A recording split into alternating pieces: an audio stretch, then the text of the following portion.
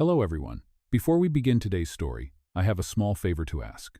Please hit subscribe and turn on the notification bell so you never miss our channel's new videos. It's quick, free, and the best way to support us in bringing you more dramatic stories. Your support means the world to us. Where are you watching from? Drop your city or country in the comments below. Thank you very much. Today's story is titled, She Wore a Short Dress to His Party, and the Billionaire CEO Couldn't Hide His Jealous Desire. Now, let's get back to our main character. The night he made the offer, the rain outside his penthouse glass wall hit like silver threads. Ethan Cross, 32, CEO of Cross International, didn't do feelings. He did deals. His voice was low, almost bored, when he said, "I need a fiancé, just for 3 months." Across the table, Lily Hart froze. The man sitting opposite her was her landlord, the same one whose company had just bought out the block where her small flower shop stood. "You're joking," she whispered. Ethan slid a folder toward her. "I don't joke about contracts. Sign this, and I'll make sure your shop isn't touched." Her hands trembled. Inside the folder were legal papers with her name typed neatly in black ink. The last page listed 3 rules. Attend 5 social events with him, avoid personal questions, and never, under any circumstance, dress to draw attention. Lily let out a shaky laugh. "You really wrote that last one?" Ethan didn't smile. "I don't enjoy distractions." "Distractions," she repeated softly, her pride warring with desperation. Her mother's hospital bills sat unpaid, and the eviction notice was already taped to her shop door. She looked up, meeting his cold gray eyes. "Fine, 3 months," she signed. He nodded once, businesslike. "You start tomorrow. My assistant will brief you on appearances. Don't be late." When the elevator doors closed behind her, Lily exhaled for the first time. Her heart pounded not from attraction, but from the terrifying feeling that she'd just sold a piece of her soul. The next morning, a black car waited outside her apartment. Inside was a stylist, a contract schedule, and a dress bag with the Cross International logo embroidered in gold. "Mr. Cross prefers precision," the stylist said, fastening a diamond clasp at her neck. By evening, she stood beside Ethan at a charity gala filled with reporters and board members. Cameras flashed like lightning. Every smile he gave her was practiced, every touch choreographed. Yet when she stumbled on the red carpet, his hand shot out instantly, steadying her waist. For a fraction of a second, their eyes met hers wide, his unreadable. "Steady," he murmured. "We can't afford headlines." Later that night, back in the limousine, silence stretched between them. Lily broke it. "You're good at pretending." He looked out the window. "That's what this is, Miss Hart. Pretending." She glanced at his reflection in the glass, the jawline too tight, the eyes too tired for a man who supposedly had everything. Somewhere deep down, she wondered who he was without all that control. When they arrived at the penthouse, he handed her a new itinerary. "Tomorrow night, private business dinner. Wear something conservative." She arched an eyebrow. "You really think you can dictate what I wear?" His voice dropped, calm but edged. "As long as you're under contract with me, yes." Lily forced a smile. "We'll see about that." The elevator closed again, the city lights glimmering far below, and for the first time, Ethan felt a flicker of something unfamiliar unease. He didn't know it yet, but the woman he'd hired to play a role was about to become the only thing he couldn't control. The following evening arrived faster than Lily expected. The car that picked her up gleamed under the city lights, and inside, Ethan Cross sat already in a black tuxedo, eyes fixed on his phone. He did not greet her, but when she stepped in, he looked up once and stopped. Her dress was simple, navy blue silk that caught the light every time she moved. Nothing flashy, but enough to make his pulse shift. "You look appropriate," he said flatly, his gaze flicking away too quickly. "Appropriate?" she echoed, smiling slightly. "I will take that as a compliment." He cleared his throat, returning to his phone. The dinner was for investors, held in a rooftop ballroom surrounded by glass and gold. Lily had never seen so many people dressed in perfection. She moved beside Ethan, keeping her smile steady, whispering when she could, "You could at least pretend to enjoy yourself." "This is business," he replied. "Smiling too much looks fake." "You say that like you would know what real looks like," she murmured under her breath. He shot her a look that made her heart stumble for a second. Cameras flashed again. They smiled for the crowd, Two strangers in love only on paper. When the speeches ended, Ethan stepped away to speak with the board, leaving her near the buffet table. She found herself talking with an older woman who adored flowers, and Lily's face lit up for the first time that night. "I run a little flower shop downtown," she said, forgetting for a moment that she was supposed to be someone else. "If you ever visit, I will make you something that feels like spring." Ethan saw it from across the room, the way her smile softened, the way the young investors around her leaned in too close, laughing too easily. His chest tightened before he could stop it. He did not like the feeling. When he walked back toward her, one of the men had just offered her champagne. Ethan's voice cut through the air, low and sharp. "Miss Hart, we are leaving." The young man blinked, confused. "Already?" The night just started. Ethan's hand was already on her arm, firm but not cruel. "Now," he said. Outside, the air was cold and quiet. She pulled her arm back, glaring at him. "What was that?" "You were surrounded," he said, his voice clipped. "You were drawing attention. It was a conversation, not a crime." "You signed a contract to represent me," he snapped. "Not to flirt at my events." The words hung there between them, thick and electric. "You are unbelievable," she whispered. "You wanted someone invisible, remember? A name to fill your schedule. If you did not want me seen, you should have hired a ghost." The driver's eyes darted up through the mirror, then quickly back down. Ethan's jaw tightened, but he said nothing. The rest of the ride was silent except for the hum of the engine and her soft, angry breaths. When they reached the penthouse, she stepped out first, the city wind tossing her hair. He followed, saying quietly, "Next time, follow the dress code." She turned, her voice trembling but strong. "Maybe if you spent less time controlling me and more time being human, you would not need contracts to make people stay." The door shut behind her before he could answer. Inside, she leaned against it, her heart racing. He infuriated her, his arrogance, his rules, but underneath that anger was something else she could not name. Across the city, Ethan poured himself a glass of whiskey, the amber liquid catching the light. He stared at the reflection in the glass wall, his own face, emotionless, the skyline stretching endless behind him. Somewhere deep inside, the image of Lily laughing with those men replayed again and again. He did not understand why it bothered him so much. He told himself it was control, professionalism, image. But when he closed his eyes, all he saw was the way she had looked at him before slamming that door, the first person in years who dared to talk back. And somehow he could not stop thinking about her. 2 days passed in silence. Lily did not see Ethan at all, and for the first time since the contract began, she felt strangely free. She opened her flower shop again, arranging blooms beneath the soft morning light. The place still smelled of paint and petals, a small corner of peace in a city that never slowed down. Her phone buzzed. It was a message from Ethan's assistant. "Event tonight, black tie, 7 o'clock sharp. No apology, no explanation, just business." Lily sighed, tying her hair up before looking at her reflection. "You can do this," she whispered. When the car came, she told herself it was just another night, another appearance to keep up the illusion. But when the elevator doors opened to the penthouse, Ethan was waiting by the window, his suit dark, his posture sharp. He turned as she entered, his eyes briefly softening before he masked it again. "You are on time," he said. "Barely." "You said 7, she replied evenly. "It is 6:58. He stared at her for a long moment, as if deciding whether to argue or not. Finally, he just said, "Let us go." The dinner was a private charity gala at a luxury hotel. The chandelier lights danced across marble floors, and a string quartet played quietly in the corner. Lily tried to focus on the music, not on how close he stood beside her, his hand at the small of her back guiding her through the crowd. He had done this dozens of times, she thought. Perfect control, perfect distance. And yet, when a photographer asked for a closer pose, Ethan hesitated. His arm slid around her waist, his palm resting just above her hip. Her breath caught. The flash went off. They stepped away, and she could still feel the warmth of his hand. Later, while he spoke with investors, she slipped onto the terrace for air. The night sky over the city was clear, stars faint, but visible between skyscrapers. She leaned on the railing, closing her eyes for a second.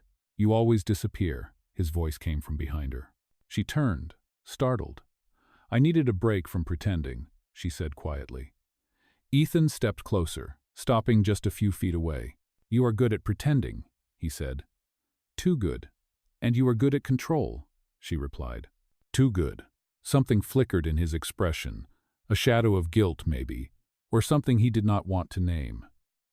You think I enjoy this? He asked softly.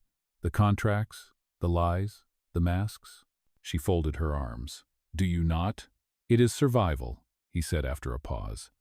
When people only want what you have, you learn to stay untouchable. Lily looked at him then, really looked. Beneath the confidence was exhaustion.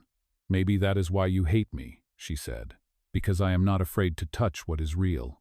For a moment neither spoke. The city noise faded, replaced by the quiet sound of their breathing. Then someone from inside called his name. Ethan stepped back, his walls rebuilding instantly. We should go.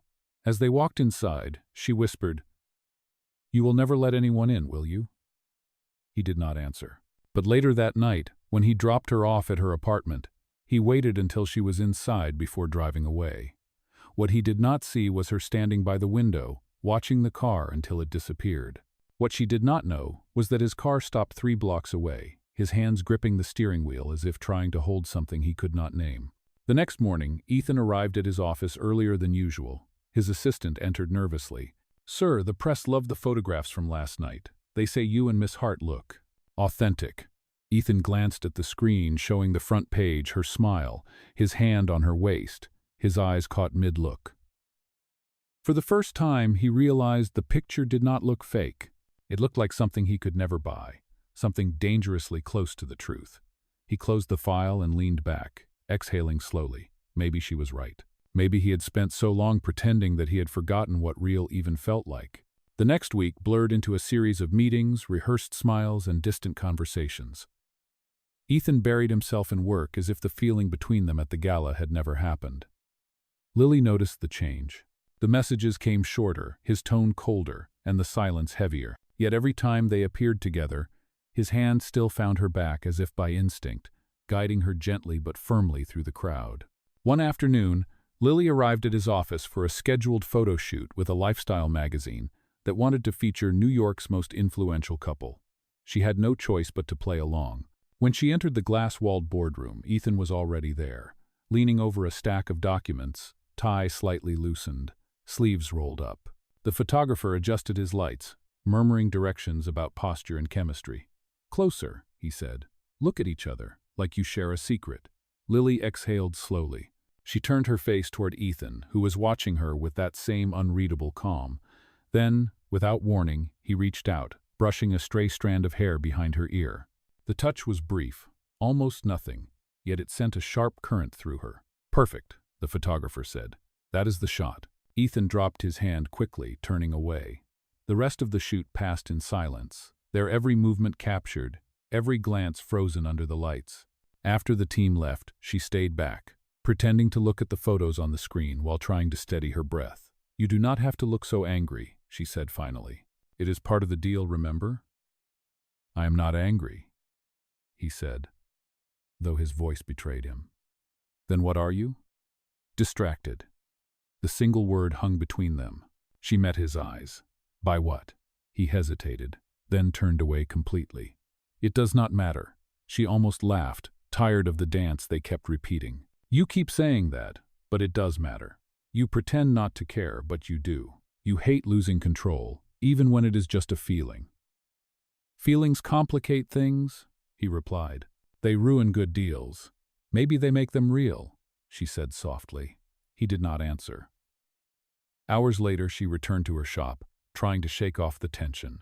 She found comfort among her flowers, trimming stems and rearranging colors. Her mother called, asking if she was eating well, and Lily smiled for the first time that day. She promised she was fine, even if her chest felt like it carried someone else's storm. That night, the storm arrived for real. A heavy rain swept through the city, and by the time she closed the shop, the streets glistened with puddles reflecting neon lights. As she locked the door, a black car pulled up to the curb. Ethan stepped out, his hair slightly wet, his expression unreadable. You should not be walking alone this late, he said. I have done it my whole life, she replied, and I am still fine. Get in the car, he said quietly. Please. It was the first time he had ever said that word to her. Something in his tone disarmed her. Inside the car, Silence filled the space again, but it was different, softer, almost hesitant. "You came all the way here to make sure I was safe?" she asked. "I came because—" He paused, his jaw tightening.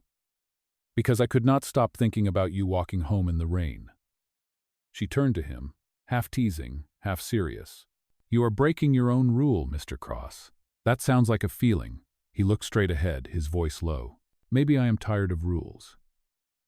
They drove through the rain, the city lights flickering across their faces. For the first time since they met, neither of them felt like pretending.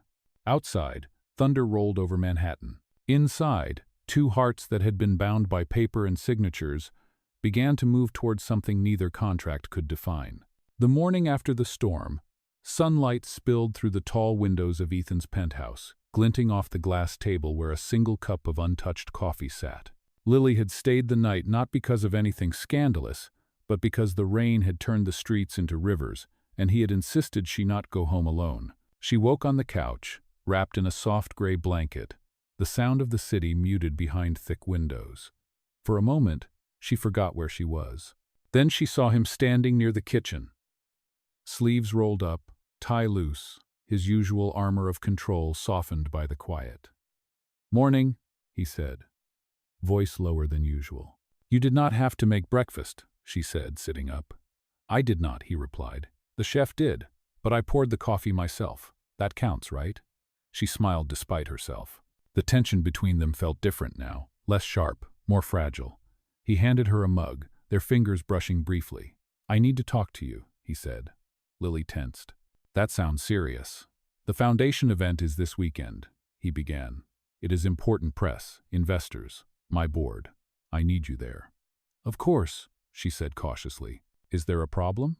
"The problem is, you will be the center of attention, and I do not trust how I react when that happens." She blinked, caught off guard. "You mean you get jealous?"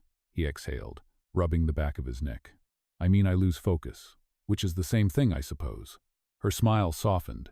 "Then maybe stop pretending you are made of stone." He glanced at her, something almost vulnerable crossing his face. "You make that sound easy." "It is not easy," she said quietly, "but it is real." The next evening arrived with all the glitter and tension of a movie scene. The foundation gala was held at the Cross International Atrium, filled with glass walls, chandeliers, and hundreds of eyes waiting for a story to unfold. Lily wore a simple black dress, elegant but understated, nothing like the rule-breaking champagne gown from before. Yet when she stepped out of the car, Ethan could not look away. He offered his arm silently, and she took it. Cameras flashed as they entered, their names echoing through the hall. Inside, he introduced her to the board, to partners, to people who had never seen him smile this way. For the first hour, everything went perfectly, until she excused herself to get some air. That was when the whispers began subtle at first, then sharper. "She is not from his world. Did you hear? She runs a flower shop he nearly shut down." A journalist nearby overheard and turned, phone already raised. Ethan caught the sound of his name, then hers. By the time he reached her, the damage was done. The rumor had spread like wildfire, and someone had already posted a headline online. CEO's fake fiancé exposed as small business owner caught in contract scandal. Lily's face went pale as she read the screen. "Is this true?" one of the reporters shouted. She turned toward Ethan, eyes searching his. "You told them?" she asked, voice trembling. "No," he said quickly, stepping closer. "Lily, I swear I did not—" "Then why do they know?" she demanded. The cameras clicked like thunder. Security moved in, but it was too late. Her hands shook as she pulled the ring from her finger, the one he had given her for appearances. "This was supposed to be pretend," she said softly. But somehow it became the only thing that felt real. And now everyone knows it was a lie. She pressed the ring into his palm. "We are done, Ethan." He stood frozen as she walked away through the sea of flashing lights, her figure fading into the crowd while the headlines screamed around him. For the first time, the man who controlled everything felt utterly powerless. The glass walls of the gala reflected his own image back at him, alone, hollow, and finally realizing what he had just lost. Ethan did not remember how he got through the rest of that night. Reporters shouted questions, flashes exploded, and his security team pulled him away from the chaos, but his mind had already gone silent. The next morning, Every headline carried her name beside his. Billionaire's contract fiancé exposed. Fake love story crashes cross foundation gala. He stared at the screen, jaw tight, the same question echoing in his head: who had leaked it? By noon, the board demanded a statement. Damage control, his lawyer said. Deny everything personal, emphasize the contract's business purpose. But Ethan did not care about public image anymore. He cared about the look on Lily's face when she realized the man she had started to trust might have betrayed her. He canceled all meetings and drove straight to her flower shop, but when he arrived, the door was locked, the sign flipped to closed. Through the glass, he saw boxes stacked against the wall and a single vase of wilted lilies on the counter. She was gone. He left a note anyway, 3 words, scribbled in haste. Please call me. Days turned into a week. No answer. Every time the phone rang, he hoped it would be her. It never was. Meanwhile, social media tore her apart, labeling her a gold digger, a fraud, a girl who played with power and got burned. He tried to silence the stories, but even his money could not erase the internet. Late one night, sitting alone in his office, he replayed their last conversation in his mind, the hurt, the betrayal, the ring pressed into his hand. His assistant entered quietly. "Sir, we found out who leaked the story," she said. He looked up sharply. "Who?" "Mr. Coleman," she said. "From the board. He told the press you staged the engagement to manipulate the foundation's donors." Ethan's expression darkened. Coleman had always wanted control of the foundation and had seen Lily as his weakness. Without another word, Ethan stood, grabbed his coat, and walked out. The next morning, the news shifted again. Coleman had been removed from the board after internal evidence revealed his leak. But for Ethan, the victory felt hollow. He did not want revenge. He wanted her back. He went to her apartment, but the landlord said she had moved out. No forwarding address, just a goodbye letter she had left behind. Inside, her handwriting was neat, steady, heartbreakingly calm. "Ethan, I do not hate you. I just cannot live in a world built on half-truths. You once told me feelings complicate things. Maybe that is why you have none left. Take care of yourself." He folded the letter carefully, as if it were something fragile, and placed it in his pocket. That night, he walked through the city in the rain, ending up outside the darkened flower shop again. He stood there for a long time, water dripping from his hair, his reflection staring back from the glass, tired, broken, and finally human. Across town, Lily sat in a small rented room, scrolling past the headlines that had defined her life for a week. She thought about leaving New York, starting fresh somewhere no one knew her name. But then she saw an article headline that made her pause. Cross Foundation donates $10 million to rebuild local small businesses affected by scandal. Her breath caught. The fund had been renamed, the Heart Grant, her name. She turned off her phone and pressed a hand to her mouth, tears burning her eyes. He had not called, had not shown up, but this, somehow, was his apology. In his office, Ethan watched the rain slide down the glass and whispered to no one, "I hope you see it, Lily. I hope you know it was real." For the first time in years, he felt something deeper than control, regret, and a quiet, relentless hope that maybe, somehow, she would find her way back. A month passed, and New York moved on to its next scandal, but Ethan did not. His empire kept running, his name stayed on magazine covers, yet everything felt quieter, emptier. He avoided interviews, ignored invitations, and spent most nights staring at the skyline from his penthouse, a glass of untouched whiskey beside him. Every success suddenly felt meaningless without the one person who had never cared about his money. He had built his world on power, but Lily had been the only part that felt alive. Meanwhile, across the city, Lily worked quietly at a community garden project funded by anonymous donors. She never said it out loud, but she knew who had paid for it. The new greenhouse carried a small silver plaque that read, "For those who make beauty grow again." She touched it one afternoon and smiled sadly. It was his way of saying sorry, and maybe she was finally ready to forgive him, even if from afar. But fate had a different plan. One rainy morning, while delivering fresh flowers to a charity event downtown, she stopped dead at the sight of a familiar logo on the banner's Cross International. Her heart raced. She turned to leave, but then she heard his voice behind her. "Lily." She froze. Slowly, she turned around. Ethan stood there, dressed in a simple gray suit. No cameras, no guards, just him. He looked tired, older somehow, but his eyes held something softer than she remembered. "What are you doing here?" she asked quietly. "I could ask you the same," he said. "You made this event possible." She frowned. "You are mistaken. I just delivered the flowers." "No," he said, taking a small step closer. "You inspired it. The Heart Grant, it has already helped 40 small business owners rebuild. I wanted you to see that." Lily looked down, unsure what to say. "You did not have to name it after me."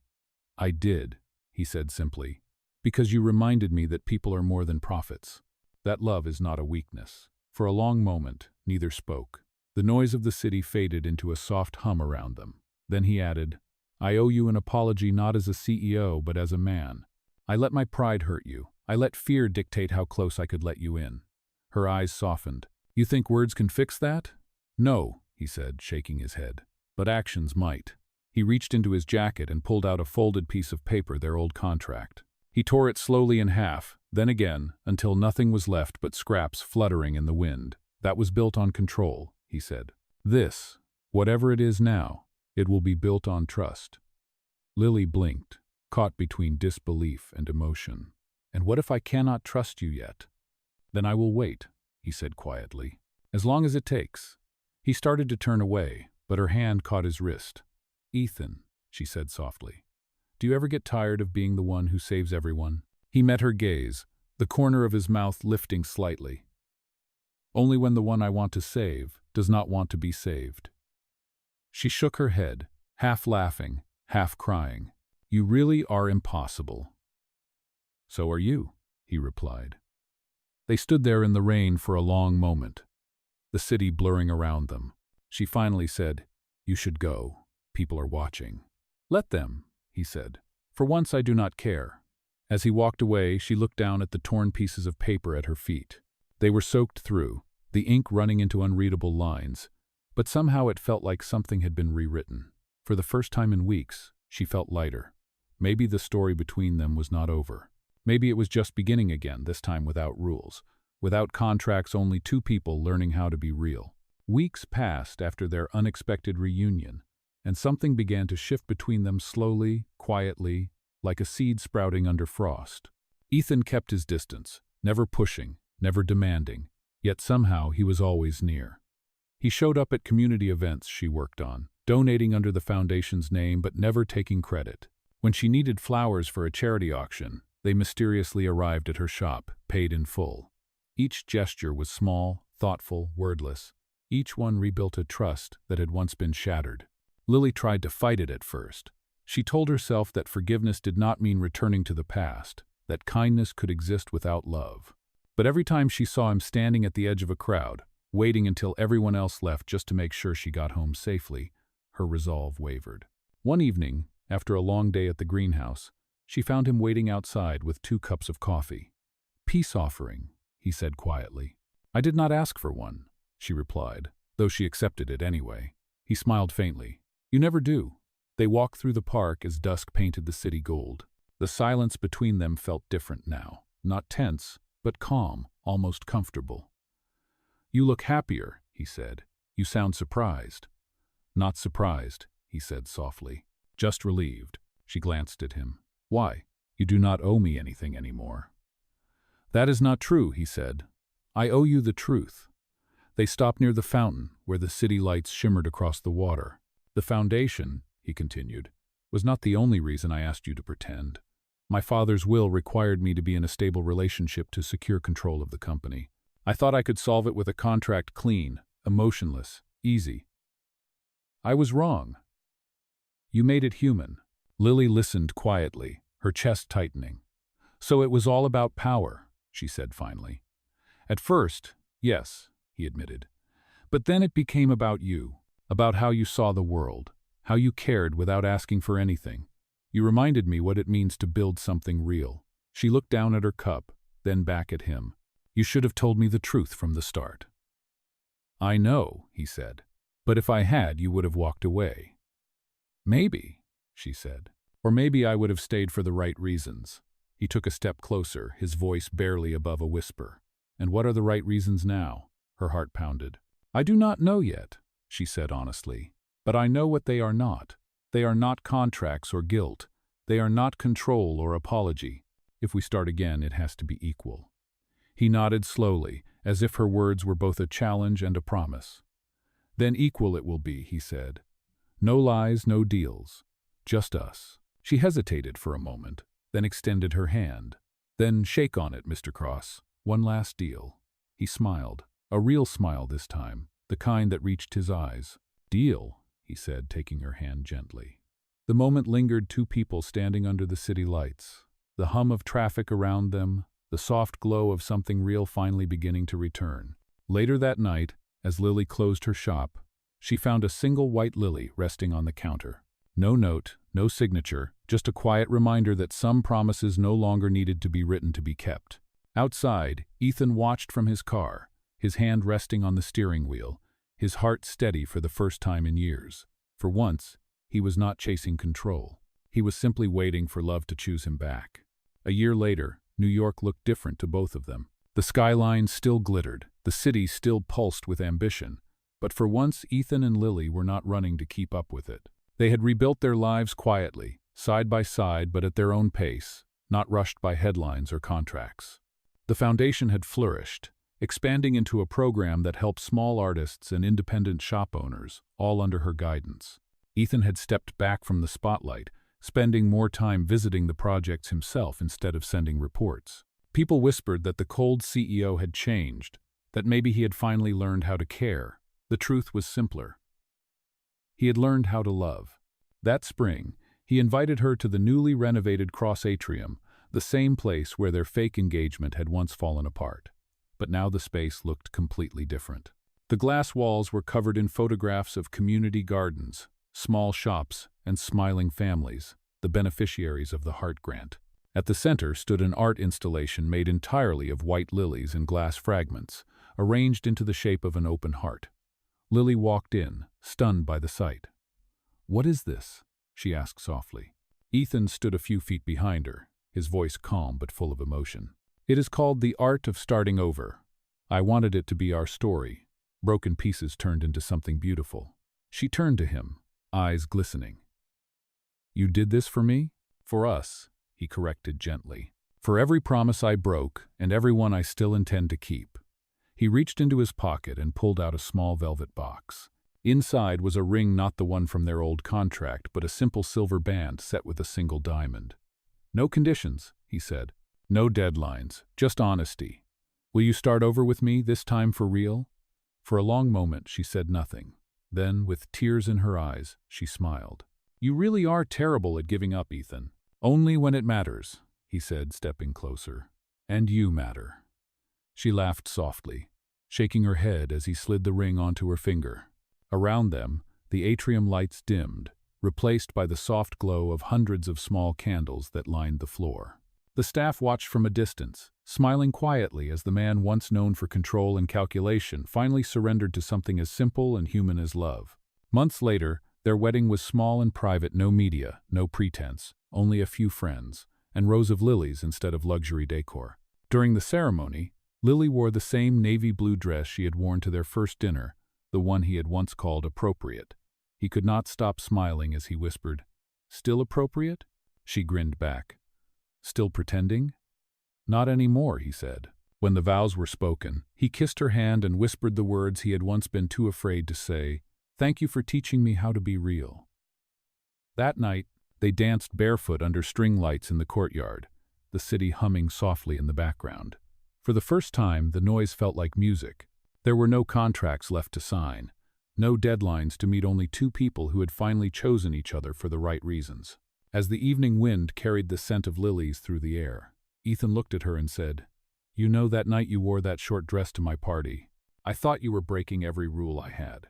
She smiled against his shoulder. "Maybe I was. And you know what?" he whispered. "I am glad you did." In the quiet that followed, the world seemed to fade, leaving only the rhythm of their hearts. Because in the end, the greatest deal Ethan Cross ever made was not signed with ink, it was sealed with love.